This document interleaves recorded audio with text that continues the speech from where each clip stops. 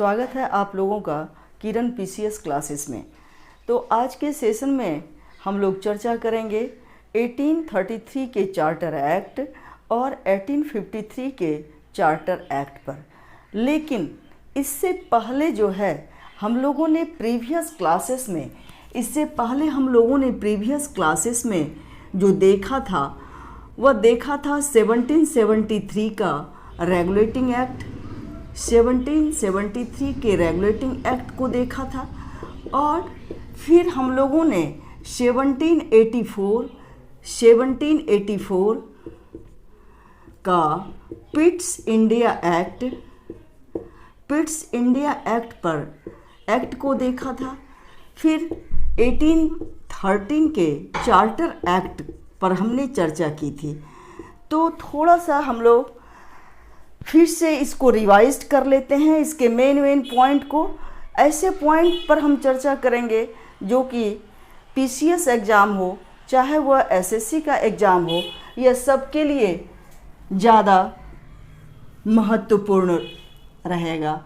तो 1773 के regulating act में जो हम लोगों ने देखा था, तो सबसे पहले किसको देखा था कि 1773 का जो रेगुलेटिंग एक्ट था वह ब्रिटिश संसद के द्वारा पारित होने वाला पहला अधिनियम था, पहला एक्ट था। वारेन हेस्टिंग्स इसका फर्स्ट गवर्नर था वारेन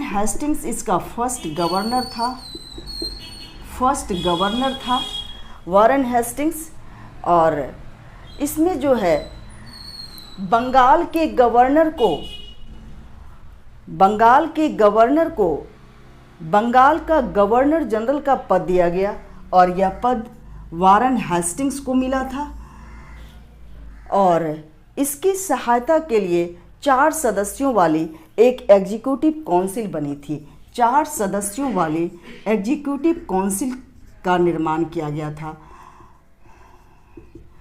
इसी में 1774 में एक सुप्रीम कोर्ट की स्थापना की गई थी। और एलिजा इम्पे थे। तो ये क्वेश्चन कई बार एग्जाम में पूछा गया था, कई बार प्रीवियस एग्जाम में पूछा गया है इस क्वेश्चन को।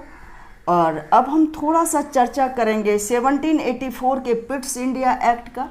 तो 1784 के पिट्स इंडिया एक्ट जो है, 1784 का पिट्स इंडिया एक्ट से दोहरा शासन स्टार्ट हुआ। दोहरा शासन एक व्यापारिक गतिविधियों की देखरेख के लिए और एक राजनीतिक क्रियाकलापों के देखरेख के लिए।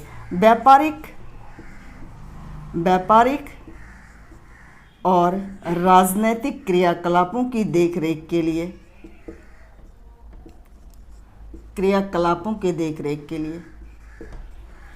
तो दोहरा शासन इसके द्वारा शुरू हुआ। किसके द्वारा? तो 1784 के पिट्स इंडिया एक्ट के माध्यम से। और नेक्स्ट हम देखते हैं 1813 का चार्टर एक्ट। तो इसमें इसका जो अधिकार पत्र को रेन्युअल किया गया। अधिकार पत्र को 20 वर्षों के लिए बढ़ाया गया। सिर्फ चाय और चीन पर व्यापार का एकाधिकार मिला। और ईसाई धर्मों को भारत में प्रचार करने की, ईसाई धर्म का प्रचार की मांग को मान लिया गया। और शिक्षा पर, भारतीयों की शिक्षा पर 1 लाख का व्यय किया गया। तो इसको हमने प्रीवियस क्लासेस में देखा था। और आज के क्लासेस में जो हम चर्चा करेंगे, तो आज के क्लासेस में हम चर्चा करेंगे किस पर चर्चा करेंगे आज के क्लासेस में? तो 1833 के चार्टर एक्ट पर चर्चा करेंगे। तो इसको मिटाते हैं। अगर आप लोगों को नोट डाउन करना है तो आप लोग कर सकते हैं, और हम लोग आगे देखेंगे 1833 के चार्टर एक्ट को।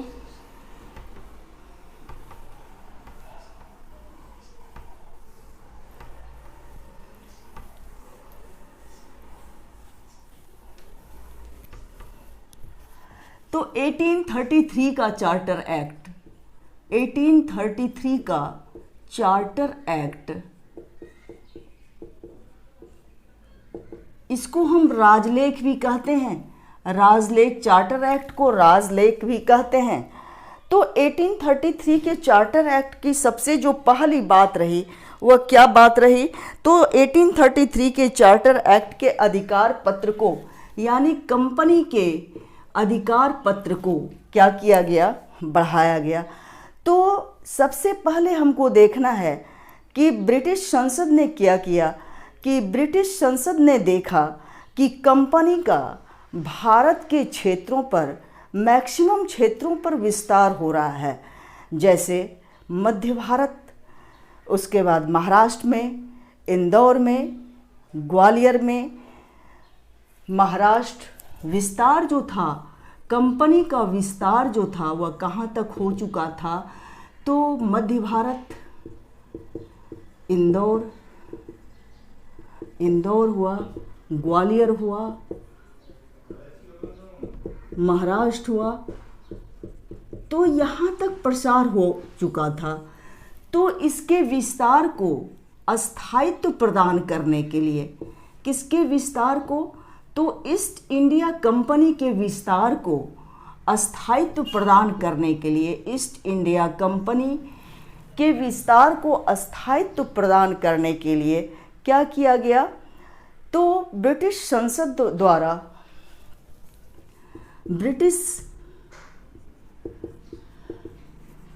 ब्रिटिश पार्लियामेंट के द्वारा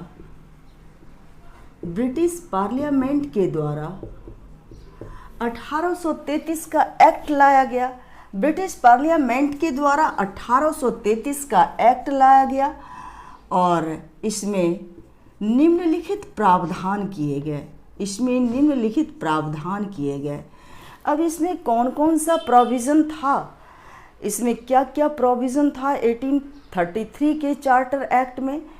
तो सबसे पहला प्रोविज़न जो था वह था कि इसके अधिकार पत्र को, इसके अधिकार यानी कंपनी के अधिकार पत्र को, EIC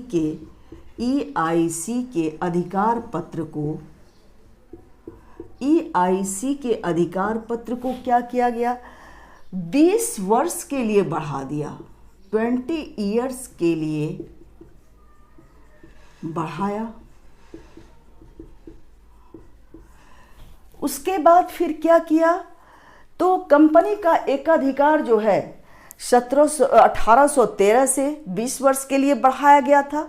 तो पुनः फिर 1833 किया और फिर 1833 से कब तक रहेगा इसका अधिकार?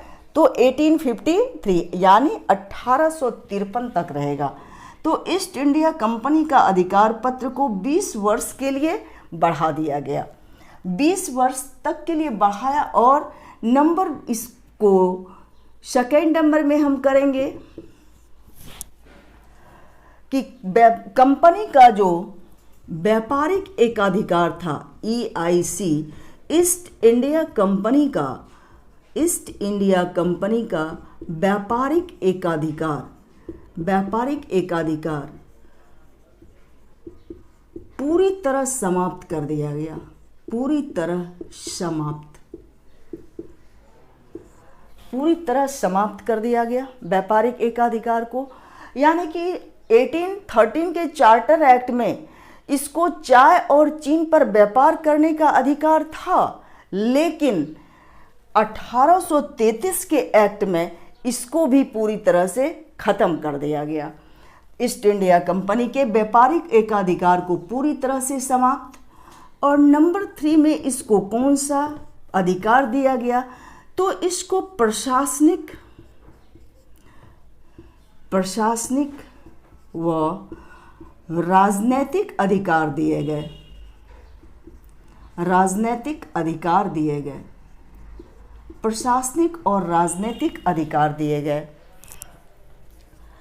तो प्रशासन का, क्योंकि इन्होंने देखा ब्रिटिश पार्लियामेंट ने कि अब यह जो है ईस्ट इंडिया कंपनी पूरी तरह से स्टेबल हो चुकी है भारत में, इसीलिए इन्होंने क्या किया कि इसका व्यापार करने का एकाधिकार समाप्त कर दिया और केवल प्रशासनिक और राजनीतिक अधिकार जो है इसके पास रहने दिया। उसके बाद हम देखेंगे कि इस एक्ट के तहत और क्या किया गया। तो इस एक्ट के तहत बंगाल के गवर्नर जनरल को बंगाल के गवर्नर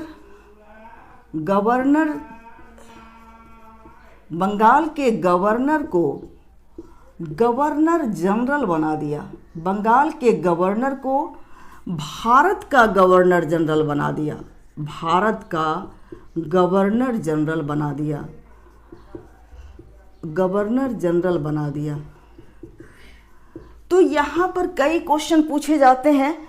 यहाँ पर कैसे क्वेश्चन पूछे जाते हैं कि बंगाल का पहला गवर्नर कौन था। इस पर आप लोग ध्यान देंगे कि बंगाल का पहला गवर्नर, तो बंगाल का पहला गवर्नर जो था, बंगाल का फर्स्ट गवर्नर जो था वह क्लाइव था और अंतिम जो था वह वारेन हेस्टिंग्स था। कौन था अंतिम? वारेन हेस्टिंग्स था। बंगाल का पहला गवर्नर कौन था? तो क्लाइव था। और अंतिम गवर्नर कौन था? तो वारेन हेस्टिंग्स था। और अब जो है यही फर्स्ट गवर्नर ऑफ, अब यहाँ पर गवर्नर जनरल का पद जो है वह किस में चेंज हो रहा है?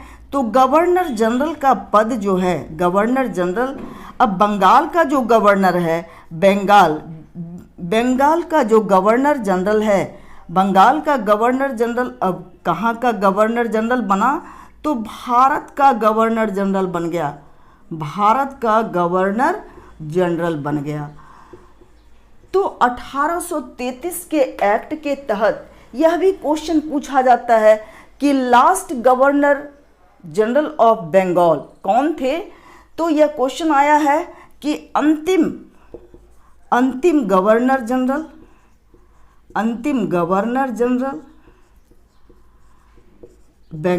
बंगाल का तथा भारत का प्रथम governor general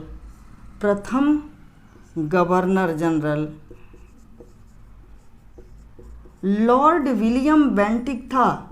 Lord William Bentinck था। लॉर्ड विलियम बेंटिक था।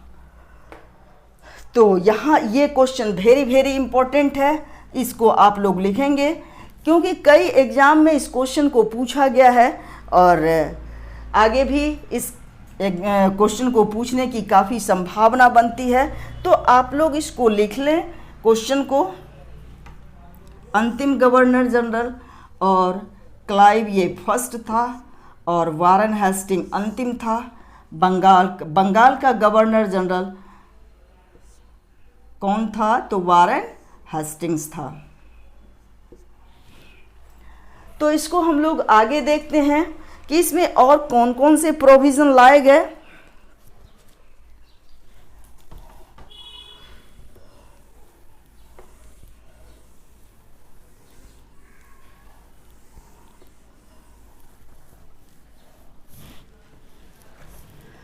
इसमें और क्या किया गया कि गवर्नर जनरल की जो कार्यकारिणी परिषद थी, गवर्नर जनरल की जो परिषद थी, गवर्नर जनरल की परिषद जो थी उसमें चौथे सदस्य के रूप में, कौन से सदस्य के रूप में? चौथे सदस्य के रूप में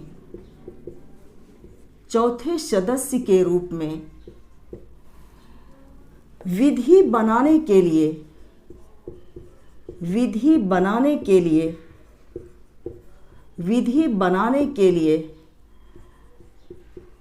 एक कानून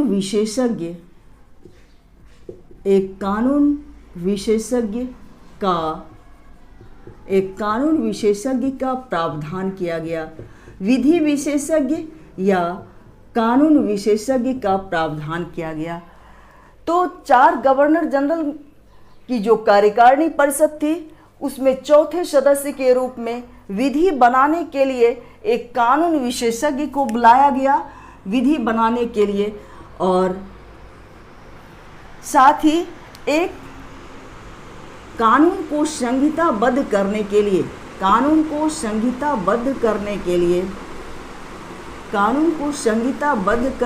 लिए करने का प्रयास किया गया।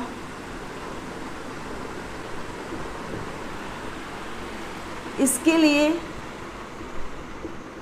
विधि आयोग का गठन किया गया। अब हम लोग थोड़ा सा समझते हैं कि कानून का संहिताबद्ध क्यों किया गया। क्योंकि भारत में विभिन्न धर्मावलंबी के लोग रहते थे, और विभिन्न धर्मावलंबी के लोगों के लिए एक ही तरह का कानून और एक ही तरह का न्याय मिलने के लिए या दिलवाने के लिए क्या किया गया, तो कानून का संहिताबद्ध किया गया। और पहले विधि आयोग का गठन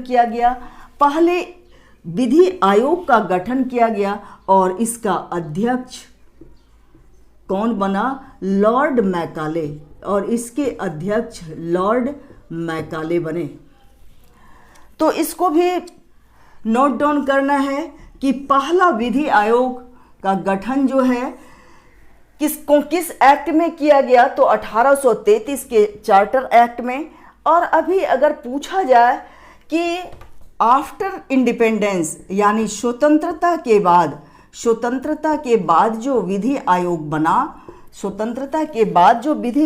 बना, तो पहला विधि आयोग स्वतंत्रता के बाद पहला विधि आयोग का जो गठन किया गया, तो वह कब किया गया? 1955 में। और इसका अध्यक्ष कौन बना? तो एम शीतलबाड़ बना था। इसको आप लोग सिर्फ जानकारी के लिए लिख लें। इसको इस एक्ट से कोई भी मतलब नहीं है, लेकिन आप लोग अपनी जानकारी के लिए इसको लिख सकते हैं, एम शीतलबाड़ था। उसके बाद क्या गया? उसके बाद हम लोग देखेंगे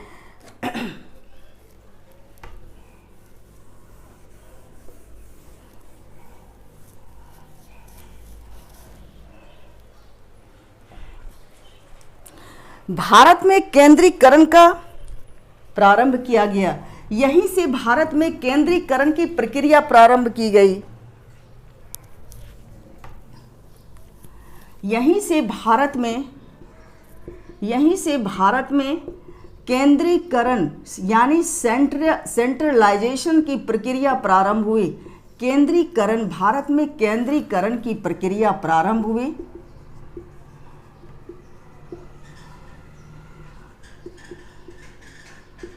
और कोई भी किसी भी धर्म का लोग हो, किसी भी धर्म का, किसी भी रंग का, किसी भी जाति का, किसी भी स्थान का, तो जब उसकी नियुक्ति होती थी तो उसमें भेदभाव को समाप्त कर दिया गया।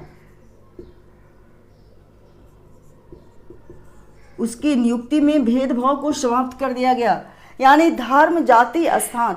और यही चीज़ हम वर्तमान में जो हमारा संविधान है, तो उसके आर्टिकल 15 में हम देखते हैं कि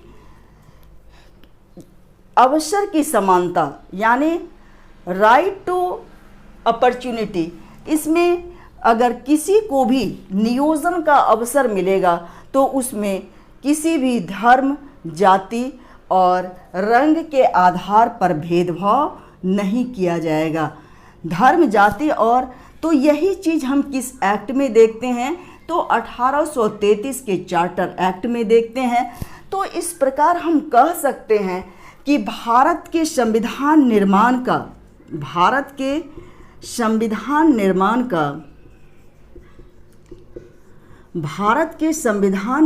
का आंशिक संकेत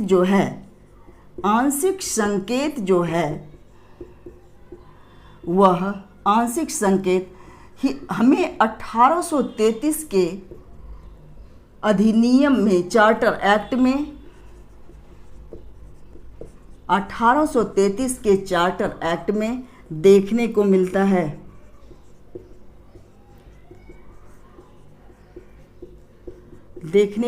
है। तो इतना आप लोग इसमें देखेंगे 1833 के चार्टर एक्ट में। और अगर आप लोगों को किसी भी प्रकार की दिक्कत हो समझने में तो आप लोग कमेंट सेक्शन में कमेंट करेंगे और हम उसको सुधारने का पूरी तरह से प्रयास करेंगे। अब आते हैं हम लोग 1853 के चार्टर एक्ट पर।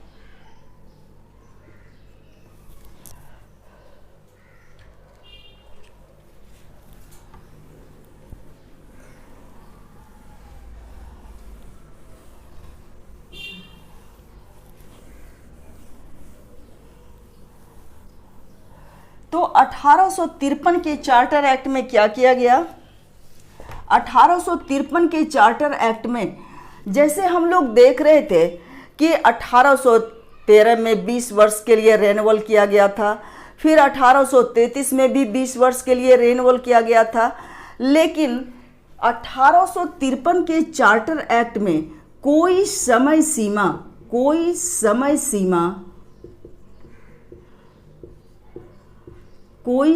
सीमा निर्धारित नहीं की गई। कोई भी समय सीमा निर्धारित नहीं की गई। यानी कहने का मतलब ये है कि 1853 के चार्टर एक्ट में कोई समय सीमा निर्धारित इसीलिए नहीं की गई कि कभी भी ब्रिटिश पार्लियामेंट जो है, ब्रिटिश संसद जो है, वह कंपनी के शासन को भारत में समाप्त कर सकती है और वह इसको ब्रिटिश क्राउन के अधीन ट्रांसफर्ड कर सकती है। इसीलिए इन्होंने किसी भी प्रकार का समय सीमा निर्धारित नहीं किया। अब नंबर 2 है। नंबर 2 हम लोग देखेंगे कि विधि सदस्य जो था गवर्नर जनरल की एग्जीक्यूटिव कार्यकारी परिषद में विधि सदस्य को पूरी तरह से मान्यता दी गई।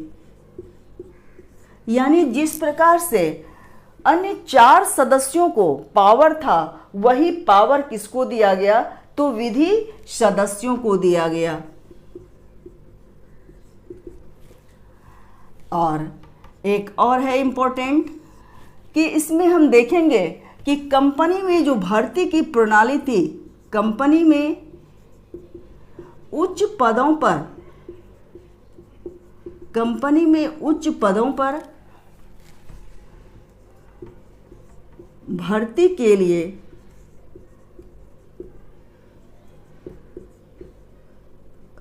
खुली प्रतियोगिता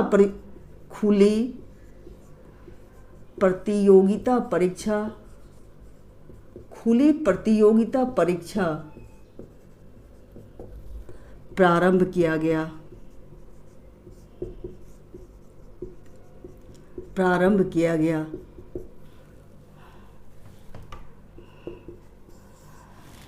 तो यानी कि कंपनी में उच्च पदों पर पहले क्या किया जाता था? 1833 में 1833 में, 1813 में पहले नॉमिनेट किया जाता था। जिसको मन होता था वो उसको बनाता था और जिसको मन होता था, यानी कि योग्यता का ख्याल नहीं रखा जाता था। लेकिन 1853 के चार्टर एक्ट में इसके लिए क्या किया गया कि खुली प्रतियोगिता परीक्षा का प्रारंभ किया गया। खुली प्रतियोगिता परीक्षा का प्रारंभ किया गया। तो इसको आप लोग देख करके आएंगे और अब नेक्स्ट क्लास में फिर हम जो पढ़ाएंगे तो नेक्स्ट क्लास में आप लोग पढ़ करके आएंगे और हम भी बताएंगे ताकि आपको समझने में परेशानी ना हो। तो उसमें हम लोग 1861, 1892 और 1909 के एक्ट पर चर्चा करेंगे कि किस प्रकार केंद्रीय विधान परिषद की नींव जो है वह हमारे देश में पड़ी और केंद्रीय विधान परिषद का वैसे विस्तार जो है, स्टार्ट जो है वह केंद्रीय विधान परिषद का यहीं से 1800 केंद्रीय विधान परिषद का प्रारंभ जो है या नींव जो है वह इसी एक्ट से पड़ चुकी थी। और इसमें 6 अतिरिक्त जो है विधान पार्षद को भी अपॉइंट किया गया था। विधान पार्षद को भी अपॉइंट किया गया था। तो इस पर हम लोग नेक्स्ट क्लास में चर्चा करेंगे।